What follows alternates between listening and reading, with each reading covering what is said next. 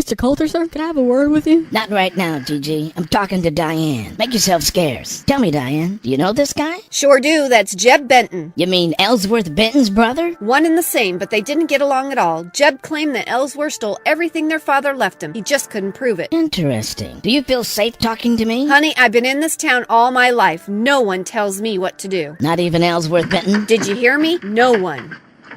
Diane, I see you here meeting the new sheriff in town. Hello, Ellsworth. It's been a while since we last spoke. How are things at that saloon of yourn, the Dry Cactus? The Dry Cactus does fine, as long as you don't set foot in there and keep your boys out. I'll deal with you later, Diane.